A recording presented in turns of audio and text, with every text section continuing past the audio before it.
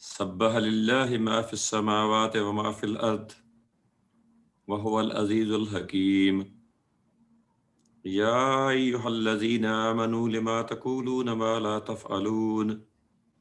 کبر مقتا عند اللہ ان تقولوا ما لا تفعلون ان اللہ یحب الذین یقاتلون فی سبیلہ صفا کأنہم بنیان مرصوص وَإِذْ قَالَ مُوسَىٰ لِقَوْمِهِ يَا قَوْمِ لِمَ تُؤْذُونَنِي وَقَدْ تَعْلَمُونَ أَنِّي رَسُولُ اللَّهِ إِلَيْكُمْ فَلَمَّا زَاغُوا أَزَاغَ اللَّهُ قُلُوبَهُمْ وَاللَّهُ لَا يَهْدِي الْقَوْمَ الْفَاسِقِينَ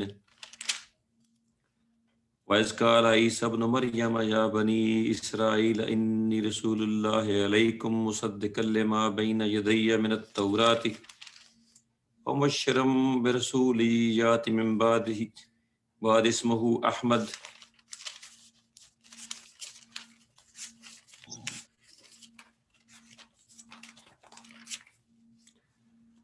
فلما جاءهم بالبينات قالوا هذا سحر مبين ومن أظلم ممن افترى على الله الكذب وهو يدعى إلى الإسلام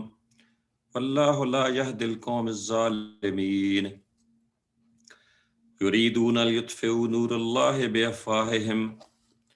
والله متم نوره ولو كره الكافرون والذي أرسل رسوله بالهدى ودين الحق ليظهره على الدين كله ولو كره المشركون صدق اللہ العظیم۔ ان آیات مبارکہ کی ترجمانی کچھ اس طرح سے ہے کہ اللہ کی تسبیح کی ہے ہر اس چیز نے جو آسمانوں اور زمین میں ہے، اور وہ غالب اور حکیم ہے۔ اے لوگو جو ایمان لائے ہو، تم کیوں وہ بات کہتے ہو جو کرتے نہیں ہو؟ اللہ کے نزدیک یہ سخت ناپسندیدہ حرکت ہے کہ تم کہو وہ بات جو کرتے نہیں۔ اللہ کو پسند تو وہ لوگ ہیں جو اللہ کی راہ میں اس طرح صف بستہ ہو کر لڑتے ہیں گویا کہ وہ ایک سیسا پلائی ہوئی دیوار ہیں۔ اور یاد کرو موسیٰ کی وہ بات جو اس نے اپنی قوم سے کہی تھی کہ اے میری قوم کے لوگو، تم کیوں مجھے اذیت دیتے ہو، حالانکہ تم خوب جانتے ہو کہ میں تمہاری طرف اللہ کا بھیجا ہوا رسول ہوں۔ اور پھر جب انہوں نے ٹیڑھ اختیار کی تو اللہ نے ان کے دل ٹیڑھے کر دیے۔ اللہ فاسقوں کو ہدایت نہیں دیتا۔ اور یاد کرو جب عیسیٰ ابن مریم علیہ السلام کی وہ بات جب اس نے کہی تھی کہ اے بنی اسرائیل، میں تمہاری طرف اللہ کا بھیجا ہوا رسول ہوں، تصدیق کرنے والا ہوں اس تورات کی جو مجھ سے پہلے آئی ہوئی موجود ہے، اور بشارت دینے والا ہوں ایک رسول کی جو میرے بعد آئے گا جس کا نام احمد ہوگا۔ مگر جب وہ ان کے پاس کھلی کھلی نشانیاں لے کر آیا تو انہوں نے کہا یہ تو صریح دھوکہ ہے۔ اب بھلا اس شخص سے بڑا ظالم اور کون ہوگا جو اللہ پر جھوٹے بہتان باندھے حالانکہ اسے اسلام کی دعوت دی جا رہی ہو۔ ایسے ظالموں کو اللہ ہدایت نہیں دیا کرتا ہے۔ یہ لوگ اپنے منہ کی پھونکوں سے اللہ کے نور کو بجھانا چاہتے ہیں، اور اللہ کا فیصلہ یہ ہے کہ اپنے نور کو پورا پھیلا کر رہے گا، خواہ کافروں کو یہ کتنا ہی ناگوار کیوں نہ ہو۔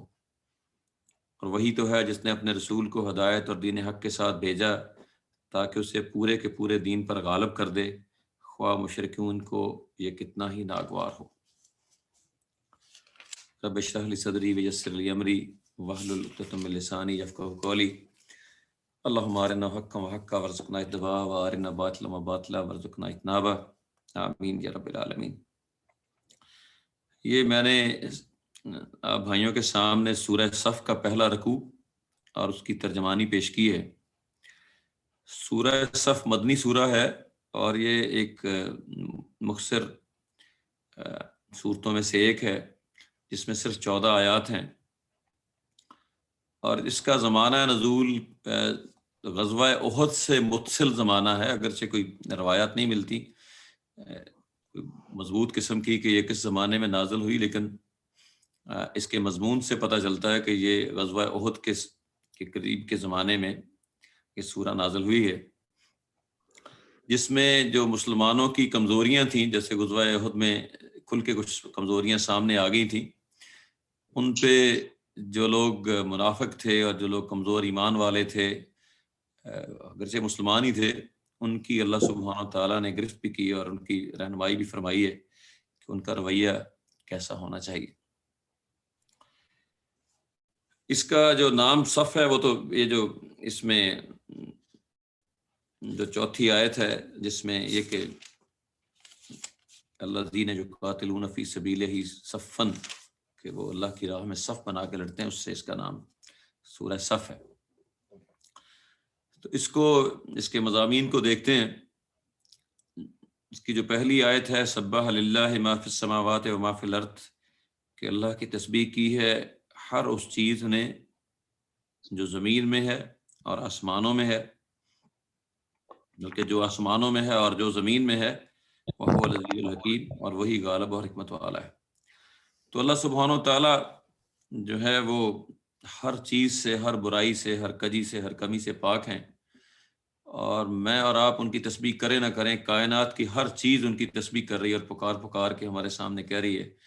ہم نظر اٹھا کے، قرآن پاک تو چیلنج کرتا ہے کہ نظر اٹھا کے ذرا آسمان کی طرف دیکھو، کیا تمہیں کوئی رخنا نظر آتا ہے؟ ہم اگر چاند اور سورج اور ستاروں اور آسمان اور زمین کی ساخت اور چیزوں پہ نظر دوڑائیں تو اللہ سبحانہ تعالیٰ نے ہر چیز اس طرح سے مکمل پیدا کی ہے کہ پتہ چلتا ہے کہ اللہ سبحانہ تعالیٰ کسی بھی کمی، کسی بھی کجی، کوئی دنیا کا شخص ایسا نہیں ہے کہ جو کوئی کسی چیز کی تخلیق کرے اور اس میں کمی نہ رہ جائے، لیکن اللہ سبحانہ تعالیٰ نے ہر چیز ایسی بنائی ہے کہ وہ احسن الخالقین ہے، اور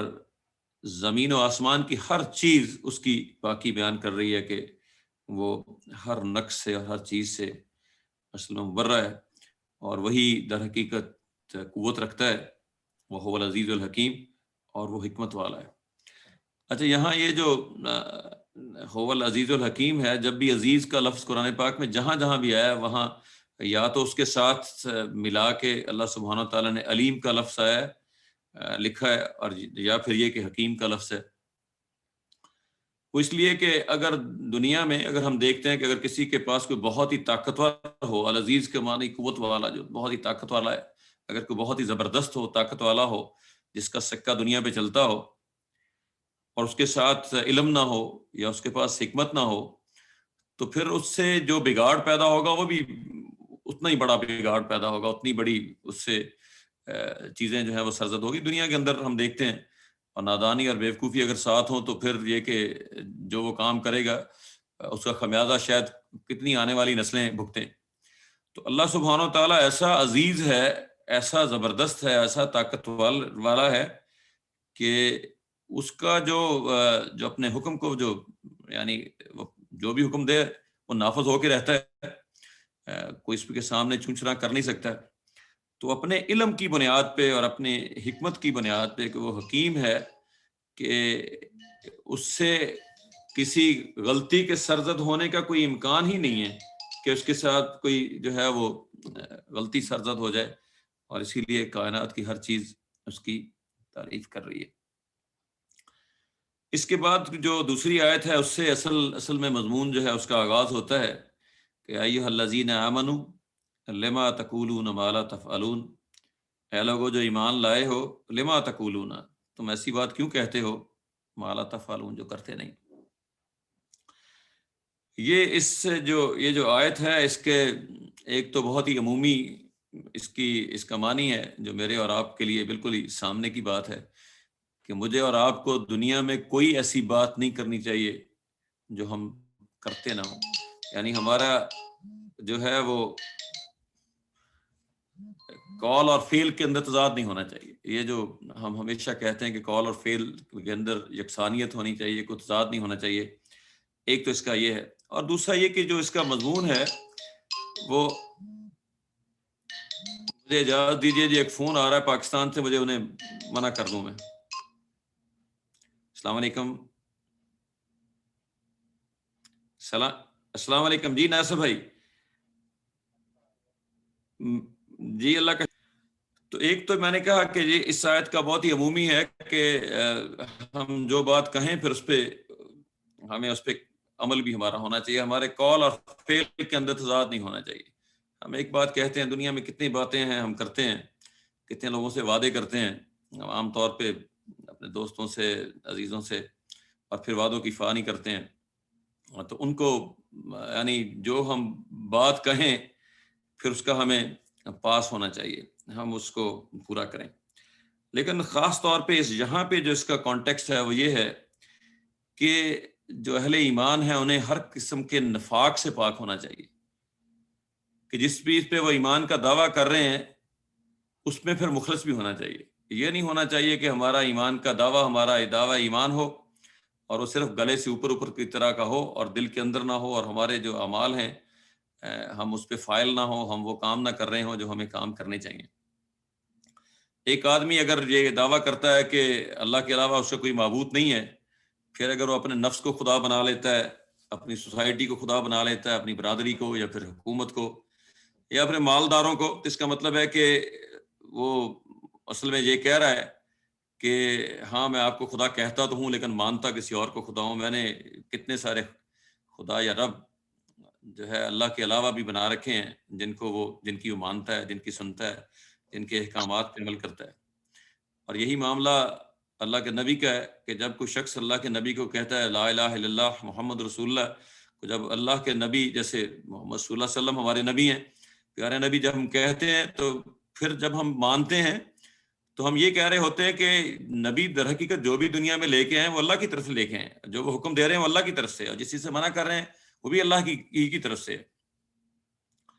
تو اس کے بعد جو شخص بھی ان کی ہدایت سے انحراف کرتا ہے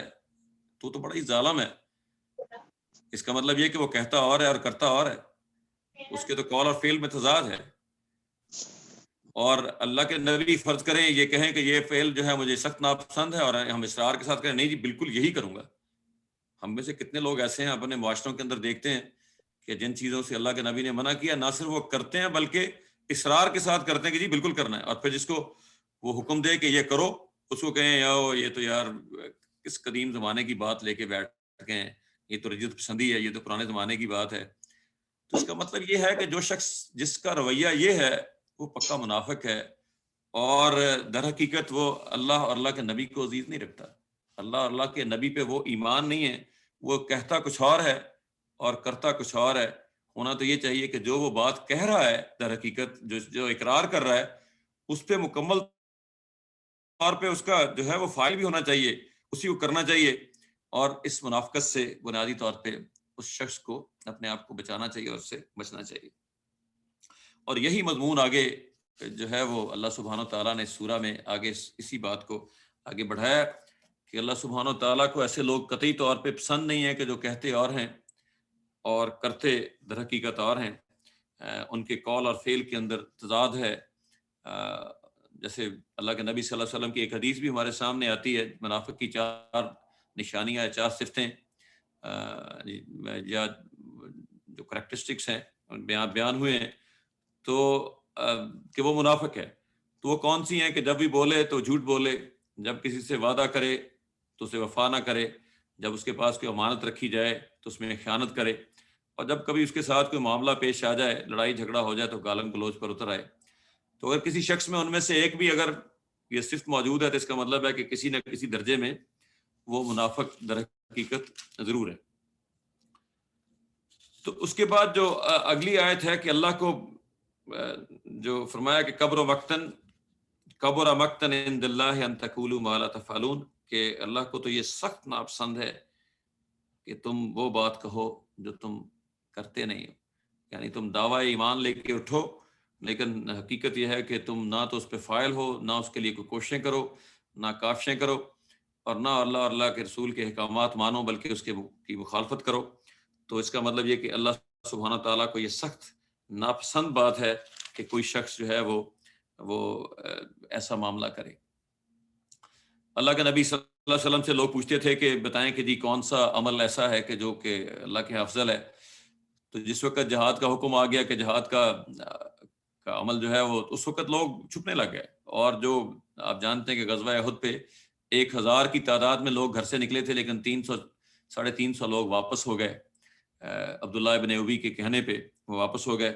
اور لوگوں کا حالت یہ تھی کہ ان کو بالکل اس طرح تھا کہ جیسے بالکل ان کا نچوڑو تو خون نہیں ہے، کہ جیسے ان کو موت آ گئی ہے. اور جب دعویٰ ایمان ان کا جھوٹا دعویٰ ایمان تھا، یعنی جو دعویٰ کر رہے تھے وہ جس وقت کسوٹی ان کے سامنے آئی، کہ انہیں ان کی پرکھ سامنے آئی، تو اس وقت اس دعوے کے اندر ان کا دعویٰ جو ہے وہ در حقیقت بودا ثابت ہوا، ان کا دعویٰ سچا تھا نہیں. اس سے آگے فرمایا کہ اللہ کو پسند کون ہے، ان اللہ یحب الذین یقاتلون فی سبیلہ صفا، کہ اللہ کو تو وہ لوگ پسند ہیں جو لڑتے ہیں فی سبیلہ، اللہ کی راہ میں، یعنی وہ اللہ کی راہ میں لڑتے ہیں، یعنی کسی اور کی راہ میں نہیں لڑتے. ایک تو یہ کہ جو پسند ہیں وہ لڑتے ہیں، لیکن لڑتے صرف اللہ کی راہ میں ہیں، اور اللہ کی راہ کے علاوہ کسی کی اور کی راہ میں وہ نہیں لڑتے ہیں. اور لڑتے کس طرح سے ہیں؟ صفن، صف بنا کر، یعنی منظم ہو کر. دنیا کی کوئی جنگ ہو، چاہے کوئی تحریک ہو، کوئی تنظیم ہو، وہ کامیاب نہیں ہو سکتی، کوئی آرگنائزیشن ہو، جب تک اس کے اندر تنظیم نہ ہو. اگر اس کے اندر تنظیم نہیں ہوگی، اگر وہ صف بنا کے نہیں کام کرے گی، تو اس کا مطلب ہے کہ وہ کامیاب نہیں ہوگی. عربوں میں جب اللہ کے نبی صلی اللہ علیہ وسلم آئے تو عربوں میں اس سے پہلے تنظیم کے ساتھ لڑنے کا ان کے ہاں رواج نہیں تھا. گئے اور جناب ایک بہت ہی بے ہنگم انتشار کی کیفیت میں ان کے ہاں لڑائیاں ہوتی تھی، حملہ کرنے والا بھی انتشار کے ساتھ، اور جن پہ حملہ ہوتا تھا بچاؤ بھی اس طرح کرتا تھا. لیکن اللہ کے نبی صلی اللہ علیہ وسلم نے عرب اس معاشرے کو بتایا کہ تنظیم سازی کیا ہوتی ہے، مل کے لڑنا کیا ہوتا ہے، ملنا کیا ہوتا ہے. اور مسلمانوں کے بارے میں تو اللہ کے نبی نے فرمایا کہ مسلمان تو جسد واحد کی طرح ہے، کہ ان کے ایک اگر اس کو تکلیف پہنچتی ہے تو سارا جسم اس تکلیف سے بے چین ہو جاتا ہے. کہ اخوت اس کو کہتے ہیں، چبھے کانٹا جو کابل میں تو ہندوستان کا ہر پیر و مرد بےتاب ہو جائے، یا آج کے زمانے میں اگر چبھے کانٹا جو فلسطین میں تو پوری دنیا کے مسلمانوں کو بے چین ہو جانا چاہیے. تو یہ بنیادی طور پہ ایک تو مسلمان یکجٹ ہوتے ہیں، ان کے اندر اخوت ہوتی ہے، باہمی بھائی چارہ ہوتا ہے، پھر ایک تنظیم ہوتی ہے، اس تنظیم کے ساتھ جو ہے وہ لڑتے ہیں، اور سوچ سمجھ کے صرف اللہ کی راہ میں لڑتے ہیں. اور کس طرح لڑتے ہیں؟ کأنہم بنیان مرصوص. اور یہ جو اس کا بالکل مرکزی نقطہ ہے کہ بنیان مرصوص کی طرح، یعنی ایسی دیوار کی طرح جو سیسا پلائی ہوئی دیوار ہو، جس کے اندر کوئی رکھنا نہ ہو، جیسے ایک سے ایک دوسری اینٹ ایک دوسرے کو طاقت دیتی ہے، اور اس طرح سے لوگ آپس میں اس طرح سے یکجٹ ہو جائیں اور اس طرح سے ملے ہوئے ہوں. مولانا مودودی علیہ رحمٰن نے لکھا ہے کہ ایسی سیسا پلائی ہوئی دیوار کھڑی اس وقت تک نہیں ہو سکتی جب تک مومنین کے اندر کچھ خوبیاں ہیں، کچھ صفات ہیں، وہ پیدا نہ ہو جائیں. ایک تو یہ کہ ان کا عقیدے اور مقصد کے اندر مکمل اتفاق ہونا چاہیے. جو بھی سپاہی اللہ کی راستے میں لڑنے والے ہیں، اللہ کے دین کے لیے کام کرنے والے ہیں، ان کو عقیدہ اور مقصد بالکل کلیئر ہونا چاہیے، واضح ہونا چاہیے، اور اس میں اتفاق ہونا چاہیے. یہ نہیں ہونا چاہیے کہ جناب ایک بندہ جو ہے اور طرح سوچ رہا ہے، دوسرا اور طرح سوچ رہا ہے، تو ان کے اندر وہ ہو نہیں سکتے، وہ سیسا پلائی ہوئی دیوار بن نہیں سکتے. پھر یہ کہ ایک دوسرے کے خلوص پر اعتماد ہونا چاہیے، کہ اگر ایک شخص مجھے ایسے لگتا ہے، تنظیم کے اندر بھی، ہماری اپنی تنظیم کے اندر بھی، کہ ایک شخص ہمیں لگتا ہے کہ جناب وہ بظاہر ایک اور طرح سے کام کر رہا ہے، لیکن ہمیں اس کے خلوص پہ شبہ نہیں ہونا چاہیے. ہونا چاہیے کہ پورے خلوص کے ساتھ، اور وہ اس کی مضبوطی کے لیے کام کر رہا ہے، اور ایک دوسرے پہ اعتماد در حقیقت وہ ہونا چاہیے. اور پھر یہ کہ جو لوگ یہ کام کرنے والے ہیں وہ اخلاق کے ایک بلند معیار پہ کھڑے ہونا چاہیے. اگر کوئی چاہے سپاہی ہے چاہے افسر ہے، اگر وہ اخلاق کے اس معیار سے گر جائے گا تو وہ کبھی بھی اس کے اندر وہ قوت نہیں پیدا ہو سکتی کہ وہ بنیان مرصوص بن جائے. اور پھر اپنے مقصد کا عشق اور لگن اس کے اندر ہونی چاہیے، اور سرفروشی اور جاں بازی کا وہ جذبہ ہونا چاہیے کہ جس کے ساتھ پھر وہ مل کے جب دشمن کے سامنے کھڑے ہو جائیں تو لوگ پھر یعنی اس دیوار کو کبھی توڑ نہ سکیں. اور دیوار کے ساتھ جو بھی قوت ٹکرائے گی، اپنا سر ٹکرائے گی، تو وہ در حقیقت پاش پاش ہو جائے گی جب وہ مومنین کے اندر یہ والی صفات ہوں گی. اور اللہ کو وہ لوگ پسند ہیں کہ جو اللہ کی راہ میں اس طرح سے لڑتے ہیں. اور جب بھی اللہ کی راہ میں کبھی لڑنے کا موقع آئے تو وہ سر دھڑ کی بازی لگا دیتے ہیں، ظاہر ہے. اور جو اللہ کی راہ میں نہیں لڑتے، جب موقع آ جائے تو در حقیقت وہ گناہ کبیرہ کے مرتکب ہوتے ہیں. بالکل اس طرح جس طرح کسی اور فرض کو ہم چھوڑتے ہیں، تو یہ بھی فرض ہے کہ اللہ کو محبوب وہ لوگ ہیں کہ جو سر دھڑ کی بازی لگاتے ہیں. جب اللہ تعالیٰ انہیں پکارتا ہے، ایک موقع آتا ہے، تو پھر وہ اس کے لیے کھڑے ہو جاتے ہیں. اس میں شریعت کا ایک قاعدہ ہے یہ لڑنے کے بارے میں، کہ جہاں بھی کبھی دارالاسلام پہ کوئی گروہ حملہ آور ہو تو سب سے پہلا فرض تو اس بستی کے لوگوں کا ہے کہ جن لوگوں پہ حملہ ہوا ہے دوسرے لوگ جو ہیں ظاہر ہے اس کی مدد کریں،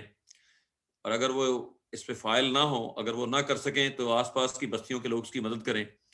اور اگر آس پاس کی بستیوں کے لوگ بھی اس سے کمزور ہیں تو جو آس پاس کے جو ملک ہیں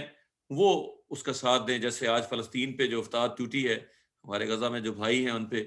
تو جو آس پاس کے لوگ ہیں، جو آس پاس کے ممالک ہیں جیسے مصر ہے، سعودی عربیہ ہے، جارڈن ہے، اور پھر اللہ حاضل قیاس پوری مسلم امہ پہ یہ فرض بات ہو جاتی ہے کہ جہاں جہاں مسلمانوں کو ستایا جا رہا ہو، انہیں تکلیف دی جا رہی ہو، وہاں پہ ان کی پشتیبان بن جائیں اور کھڑے ہو جائیں۔ یہ در حقیقت ایک ہے شریعت کا قاعدہ کہ اس طرح سے لوگ بنیانم مرصوص بن کے اللہ کی راہ میں لڑتے ہیں، اور اللہ تعالیٰ کو وہ لوگ در حقیقت پسند ہیں جو اللہ کی راہ میں لڑتے ہیں، اللہ کی راہ میں جہاد کرتے ہیں۔ آگے اللہ سبحانہ و تعالیٰ نے دو قوموں کی، دو انبیاء علیہ السلام کی مثالیں دی ہیں کہ ان کی قوموں نے ان کے ساتھ کیا کیا اور ان کے اندر کس طرح سے ٹیڑھ پیدا ہوئی۔ پہلی حضرت موسیٰ کی مثال ہے کہ وَإِذْ قَالَ مُوسَىٰ لِقَوْمِهِ يَا قَوْمِ لِمَ تُؤْذُونَنِي، کہ اور یاد کرو جب موسیٰ نے کہا اپنی قوم سے کہ اے میری قوم کے لوگوں، لِمَ تُؤْذُونَنِي، کہ تم مجھے اذیت کیوں دیتے ہو، وَقَدْ تَعْلَمُونَ،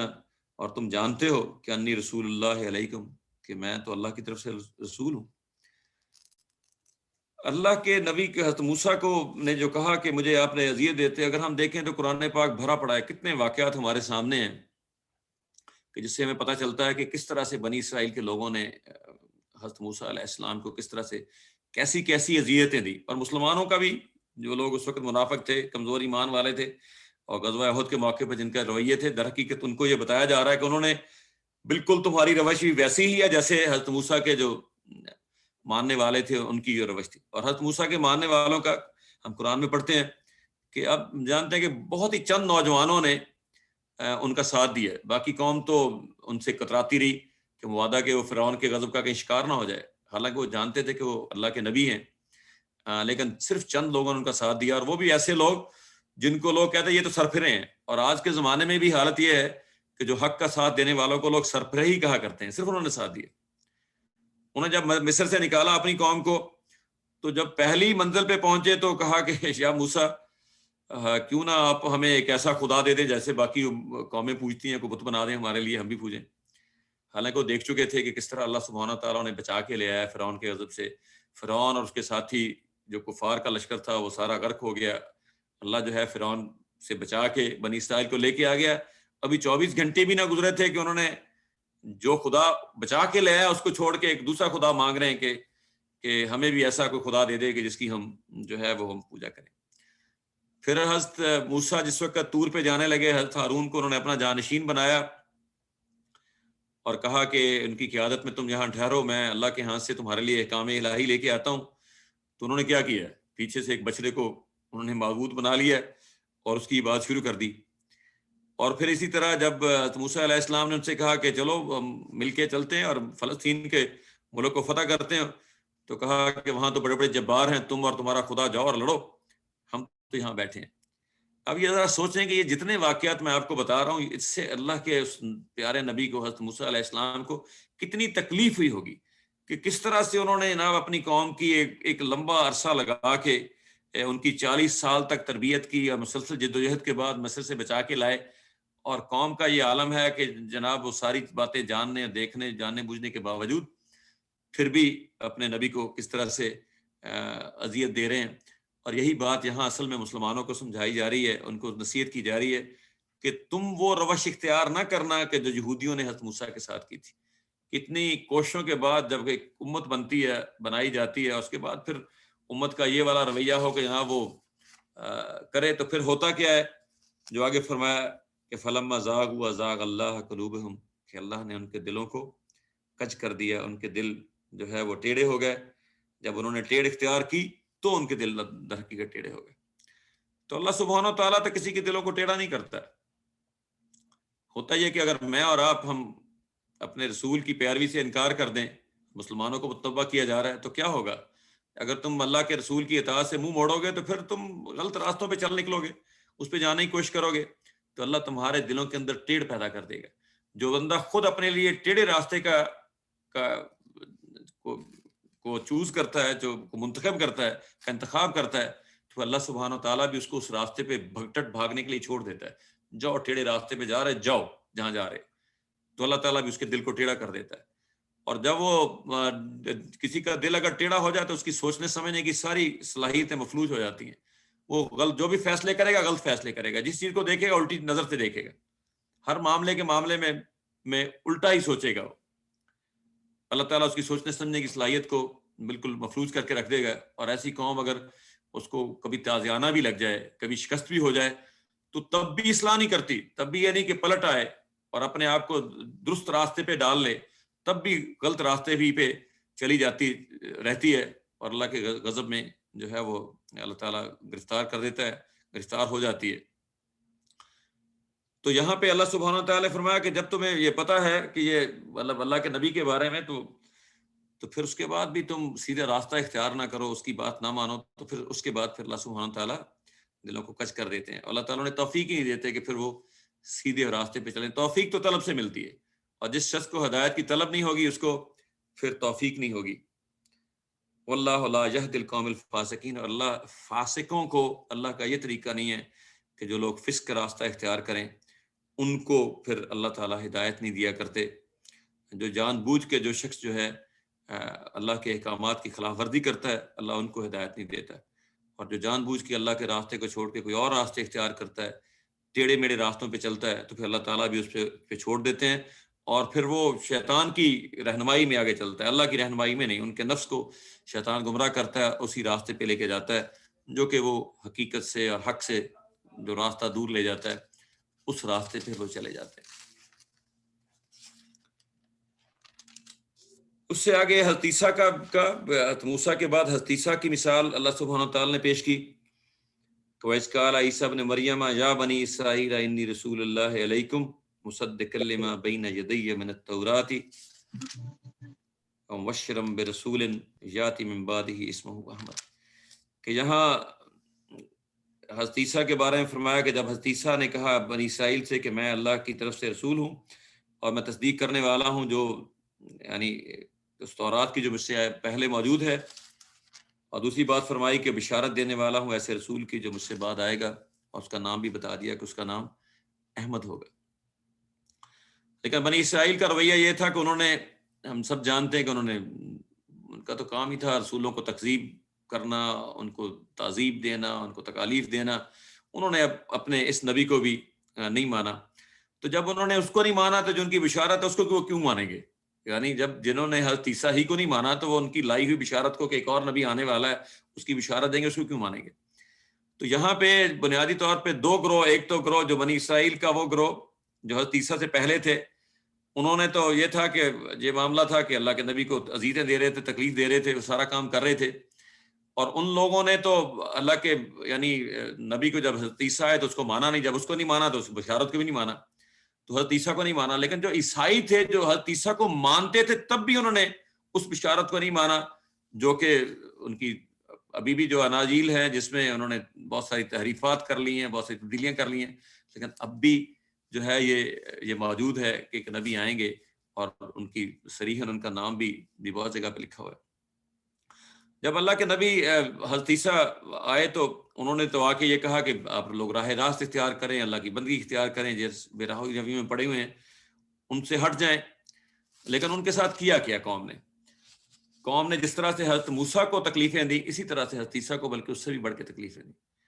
ہوا یہ کہ نہ صرف ان کو ماننے سے انکار کر دیا بلکہ ان پہ مقدمہ چلوایا، رومی عدالت سے انہیں سزا دلوائی،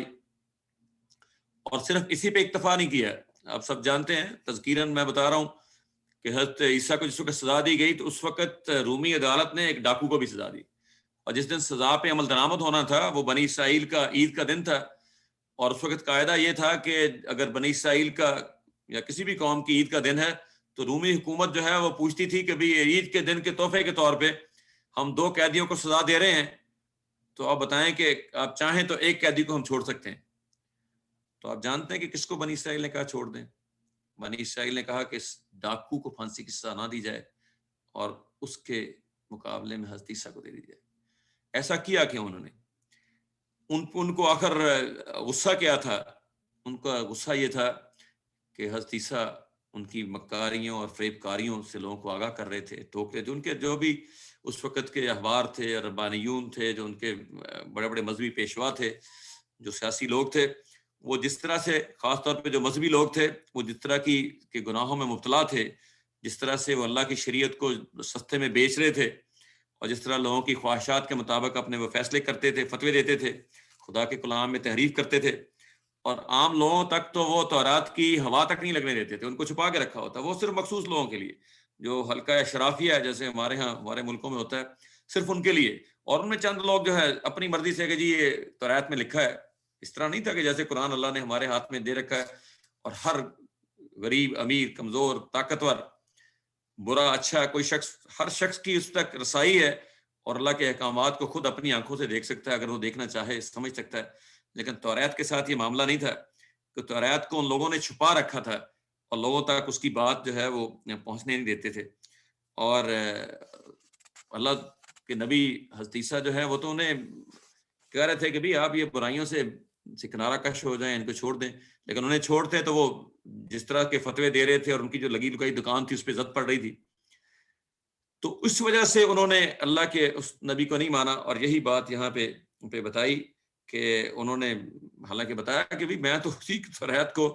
کی تصدیق کرنے والا ہوں جو تمہارے ہاتھ میں پہلے سے ہے، لیکن اس کے باوجود انہوں نے مان کے نہیں دیا. در حقیقت جب حضرت عیسیٰ آئے تو اس وقت بنی اسرائیل کی حالت بڑی ابتر تھی. غیر اقوام نے ان پہ قبضے کر رکھے تھے، ان کا خیال تھا، انہیں بھی پتا تھا، عیسیٰ کے بارے میں بھی پتا تھا، جیسے حضرت محمد صلی اللہ علیہ وسلم کے بارے میں پتا تھا، عیسیٰ کے بارے میں پتا تھا کہ ایک نبی آئے گا اور آ کے جناب ہماری مدد کرے گا، ہمیں دوبارہ فتح دلائے گا. لیکن ان کا خیال تھا کہ تلوار پکڑ کے آئے گا، دشمنوں کا قلع کما کرے گا، ہمیں پھر اٹھا کے مسند پہ بٹھا دے گا، حکمران بنا دے گا. لیکن جب حضرت عیسیٰ آئے تو اس نے بجائے اس کے کہ جناب وہ تلوار پکڑ کے آتے اور یہ سارا کچھ کرتے کہ فلسطین میں ارض فلسطین پہ دوبارہ حکومت ان کی قائم کرنے کی بجائے کہا کہ بھی یہ جو تم جو کر رہے ہو اپنی بری روش سے باز آ جاؤ، جو بری حرکتیں کر رہے ہیں اس سے باز آ جاؤ. اللہ تعالیٰ نے جو احکامات دیے ان پہ عمل کرو اور جس سے منع کیا اس سے منع ہو جاؤ. تو جب امر و نہی جو اللہ کی طرف سے تھے ان کے سامنے رکھے گئے تو انہیں کہا کہ یار یہ کون سی اخلاقیات کو لے کے آ گیا ہے کہ جی حرام کو چھوڑ دو اور حلال کو اختیار کرو، یہ کس چکر میں ڈال دیا ہمیں. تو ہمارا تو خیال تھا کہ نبی آئے گا اور ہمیں آگے حکومت دلوا دے گا، بنی اسرائیل کو پھر دوبارہ فلسطین پہ قابض کر دے گا. لیکن یہ ہوا نہیں. اور جو دوسرا اس کا حصہ ہے کہ اللہ کے نبی نے حضرت عیسیٰ نے جو بشارت دی تھی آپ صلی اللہ علیہ وسلم کی، تو جیسے میں نے بتایا کہ وہ تمام تحریفات کے باوجود آج بھی ان کی اناجیل میں موجود ہے. لیکن یہ کہ ان کا معاملہ یہ ہے کہ وہ اس کو یعنی نہیں ہے کہ اس پہ عمل کریں. تو اس طرح عیسائیوں نے دوہرا گناہ کیا، اور دوہرا گناہ یہ کہ انہوں نے تو حضرت عیسیٰ کو مانا نہیں، تو بشارت کو کیوں مانتے؟ جنہوں نے بنی اسرائیل نے نہیں مانا، اور عیسائیوں نے جو کہ حضرت عیسیٰ کو ماننے والے تھے انہوں نے ماننے کے باوجود جو بشارت تھی اس کی میں تبدیلی کر دی اور اس کو نہیں مانا. تو اس کے بعد ہوا کیا کہ فلما جاءہم بالبینات قالوا ھذا سحر مبین، کہ جب وہ ان کے پاس کھلی کھلی نشانیاں لے کر آیا تو انہوں نے کہا کہ یہ سری دھوکہ ہے. یہاں سحر کے معنی اگر جادو بھی ہوتا ہے لیکن یہاں اس کے معنی دھوکے کے ہیں کہ یہ در حقیقت کھلا ہوا ایک دھوکہ ہے. اور انہوں نے اس کھلی ہوئی نشانیوں کو، اور یہی حال اس وقت کے مسلمانوں کا تھا کہ کھلی ہوئی سیدھے راستے کی تعلیم جب اللہ کے نبی لے کے آیا تو اس کو اسی طرح کی باتیں جو ہے وہ بنا رہے تھے کہ اس کے بعد کہ یہ کھلا ہوا دھوکہ ہے. ومن ازلم ممن افترى علی اللہ الکذب وهو یدعی الی الاسلام، اور بھلا اس شخص سے بڑا ظالم اور کون ہوگا جو اللہ پر جھوٹے بہتان باندھے حالانکہ اسے اسلام کی دعوت دی جا رہی ہو. واللہ لا یہدی القوم الظالمین، اور اللہ ظالمین کی قوم کو ہدایت نہیں دیا جا سکتا. پچھلی جو تھی جو حضرت موسیٰ کا جب واقعہ بیان ہوا تو اس میں کہا تھا کہ فاسقین کی، فاسقوں کو اللہ جو ہے وہ نہیں دیتا ہدایت، اور یہاں کہا گیا کہ ظالموں کو اللہ ہدایت نہیں دیتا. اور ظالم کون ہوتا ہے؟ ظلم یہ ہوتا ہے کہ جو شخص کسی چیز کو اس کے مرتبے سے، اس کی حیثیت سے، اس کی جگہ سے ہٹا دے، در حقیقت یہ ظلم ہے. اور جو بالکل سچی اور واضح جو ہدایت آپ کے سامنے پیش کی جا رہی ہو اس سے اگر کوئی شخص روگردانی کر لے، اس سے ہٹ جائے، تو اس سے بڑا ظالم کون ہو سکتا ہے کہ جیسے اسلام کی دعوت دی جا رہی ہو اور پھر جو ہے وہ اللہ پر جھوٹ باندھے مختلف طرح کے. اور اسی کو پھر آگے جو اگلی 2 آیات ہیں بڑی معروف آیات ہیں کہ یریدون لیطفئوا نور اللہ بافواہہم واللہ متم نورہ ولو کرہ الکافرون، کہ یہ لوگ اپنے منہ کی پھونکوں سے اللہ کے نور کو بجھا دینا چاہتے ہیں۔ اور اسی بات کو مولانا ظفر علی خان نے اس کو اردو میں شعر لکھا تھا کہ نور خدا ہے کفر کی حرکت پہ خندہ زن، پھونکوں سے یہ چراغ بجھایا نہ جائے گا۔ یہ جو منہ کی پھونکوں سے بجھانا چاہتے ہیں، یہ جو پراپوگنڈے کا ایک طوفان آیا ہوا تھا اللہ کے نبی صلی اللہ علیہ وسلم کے بھی اس وقت تشریف لائے، کون مجنون کہہ رہا ہے، کوئی شاعر کہہ رہا ہے، کوئی کاہن کہہ رہا ہے، کوئی کچھ کہہ رہا ہے، کچھ کہہ رہا ہے، جو بھی شخص آتا ہے اس کو جناب بتاتا ہے اس کے قریب نہ جانا، یہ ساحر ہے، جادو کر دے گا، یہ تو میاں بیوی میں اور بہن بھائی میں جدائی ڈال دیتا ہے، وغیرہ وغیرہ، جو بھی یہ ساری باتیں اس وقت ہو رہی تھیں۔ ایک آدمی جو کہ اپنی طرف نہیں لوگوں کو بلا رہا ہے، اللہ کی طرف بلا رہا ہے، جو ہے وہ دعوت دے رہا ہے، لیکن لوگ ہیں کہ جناب پروپیگنڈا کر رہے ہیں کہ جناب اس کے بارے میں غلط فہمیاں پھیلانے کی کوشش کر رہے ہیں، اس کی کریکٹر اسیسینیشن کر رہے ہیں کہ جناب اس کی کردار کشی کی جائے، اس پہ پتہ نہیں کیا کیا الزامات لگائے جائیں۔ لیکن ہوتا یہ کہ جب حق نے آنا ہوتا ہے، فجاء الحق وزهق الباطل ان الباطل کان زهوقا، تو حق تو آ کے رہتا ہے اور باطل کو تو بھاگنا ہی بھاگنا ہوتا ہے۔ تو جو شخص جس کے بارے میں اس طرح سے پروپیگنڈا کیا جائے، تو آج کا دور ہو یا اس وقت کا دور ہو، لوگ ضرور یہ سوچنے پہ مجبور ہوتے ہیں کہ یار یہ جو شخص کے بارے میں پروپیگنڈا ہو رہا ہے، یہ تو اپنی طرف بلا بھی نہیں رہا لوگوں کو تو اللہ کی طرف بلا رہا ہے، سیدھی دعوت دے رہا ہے۔ اور پھر یہ کہ اس کا جو کردار ہے، اس کا جو اخلاق ہے، وہ صادق ہے، امین ہے، اس کی ساری باتیں یہ بتا رہے ہیں کہ وہ بات سچ کر رہا ہے۔ تو پھر لوگ جو ہے جن کے سامنے پروپیگنڈا کیا جا رہا ہے، ان کے سامنے پھر پروپیگنڈا کرنے والوں کا بھی کردار ہو، اور جھوٹ تو کھل جاتا ہے، تو اس کے ساتھ ظاہر ہے جھوٹ کب تک چلے گا؟ تو بالآخر تو اللہ تعالیٰ نے سچائی ہی کو سربلند کرنا ہے، اور یہ پھونکوں سے چراغ بجھایا نہیں جا سکتا۔ اور آخری جو آیت ہے اس رکوع کی کہ هو الذی ارسل رسولہ بالہدی ودین الحق لیظہرہ علی الدین کلہ ولو کرہ المشرکون، کہ وہی ہے جس نے اپنے رسول کو ہدایت اور دین حق کے ساتھ بھیجا تاکہ اسے پورے جن سے دین پر غالب کر دے، خواہ مشرکین کو کتنا ہی ناگوار کیوں نہ ہو۔ یہ آیت قرآن پاک میں یہ تیسری مرتبہ یہاں آئی ہے، اس سے پہلے 2 مرتبہ سورہ توبہ میں نمبر 33 کی آیت اور سورہ فتح میں 28 نمبر آیت، جس میں اللہ سبحانہ تعالیٰ نے یہی آیت، اور پھر یہاں تیسری مرتبہ آئی۔ یہاں جو بتایا کہ جو اللہ نے اپنے رسول کو بھیجا ہے وہ در حقیقت 2 چیزوں کے ساتھ بھیجا ہے، ایک تو وہ مینول لے کے آیا ہے ہدایت کا، اور دوسرا دین الحق لے کے آیا۔ ایک تو شریعت لے کے آیا ہے کہ پوری ہدایت ہے کہ کیسے کس طرح سے دین کو نافذ کرنا، اور پھر دین حق اٹسیلف ساتھ ہے۔ اور دین حق کیا ہے کہ جناب پورا سسٹم ہے جس میں حرام ہے، حلال ہے، اس میں فرائض ہیں، چیزوں کو کیسے انجام دینا ہے، ذاتی زندگی، خاندانی زندگی، قومی زندگی، جنگ، صلح، جتنے بھی قوانین ہیں سب کے سب جو بھی ہے تو مکمل دین کو وہ لے کے آیا۔ اور کس لیے؟ دین الحق کے لیظہرہ علی الدین کلہ، تاکہ اس دین کا اظہار کر دے، اس دین کو غالب کر دے، علی الدین کلہ، تمام ادیان باطل پر۔ تو اب سوال آپ سے، اگر میرے سامنے بیٹھے ہوتے تو میں آپ سے سوال پوچھتا کہ کیا ہمارا دین غالب ہو گیا ہے؟ بالکل نہیں ہوا۔ اس کا جواب میں خود ہی دے دیتا ہوں، بالکل نہیں ہوا۔ آج دنیا میں نہ صرف دین مغلوب ہے بلکہ دین پہ چلنے والے مغلوب ہیں۔ آج دنیا میں ہر جگہ ذلت و رسوائی ہمارا مقدر ہے، اس لیے کہ ہم نے دین کو چھوڑ دیا ہے۔ وہ معزز زمانے میں مسلمان ہو کر اور ہم خوار ہوئے تار کے قرآن ہو کر ہم نے چھوڑ دیا ہے در حقیقت۔ اور یہی وجہ ہے کہ آج دین غالب نہیں ہے۔ دین نے تو غالب ہونا ہے انشاءاللہ، میرا اور آپ کا یہ ایمان ہونا چاہیے۔ اور اللہ کے نبی نے فرمایا تھا کہ کوئی جھونپڑی اور کوئی محل ایسا نہیں ہوگا کہ جس میں اندر دین داخل ہو، قیامت نہیں قائم ہو سکتی۔ لیکن بات یہ ہے کہ میں نے اور آپ نے اس کے لیے کیا کوششیں کی۔ اللہ کے نبی تو آخری نبی تھے،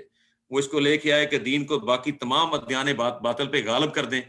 لیکن وہ چلے گئے۔ اب دین کو غالب کس نے کرنا ہے؟ میں نے اور آپ کو کرنا ہے۔ ہم نے سیسا پلائی ہوئی دیوار بننا ہے، ہم نے ایک صف بن کے منظم ہو کے کام کرنا ہے، اور ہم نے اس دین کو دنیا پہ غالب کرنا ہے۔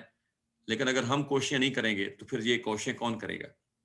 اگر ہم نہیں کریں گے یہ کوششیں کسی کو تو کرنی ہے، کوئی کرے گا یقیناً۔ میرا تو اس پہ دل مطمئن ہے، میں جانتا ہوں کہ میری زندگی میں اسلام غالب ہو یا نہ ہو، لیکن اسلام غالب ہوگا۔ لیکن بات یہ کہ اگر تو میں اسلام کی جدوجہد کرتا ہوا اس دنیا سے چلا جاؤں تو اس کا مطلب میں کامیاب ہوں۔ بھلے اسلام غالب ہو نہ ہو، اور اگر میں دنیا سے چلا جاؤں اور اس لیے کہ میں نے دین کے لیے کچھ نہیں کیا، بھلے دین غالب ہو جائے تو میں ناکام ہوں. تو مجھے تو اللہ کے دین کے لیے کوششیں کرتے ہوئے مرتے دم تک کرنی ہے کوشش، اور کرتے کرتے اس دنیا سے جانا ہے، مرنا ہے.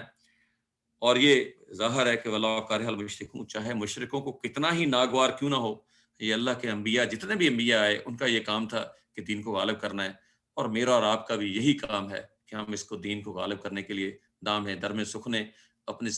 تن دھڑ یعنی جو کیا ہے سر دھڑ کی بازی جو ہے وہ ہم لگا دیں اور اس دین کو دنیا میں غالب کر دیں. مجھے اشارہ ہو رہا ہے کہ شاید وقت ختم ہو گیا ہے. اس کے ساتھ ہی میں اپنی گفتگو کا اختتام کرتا ہوں. وآخر دعوانا الحمدللہ رب العالمین.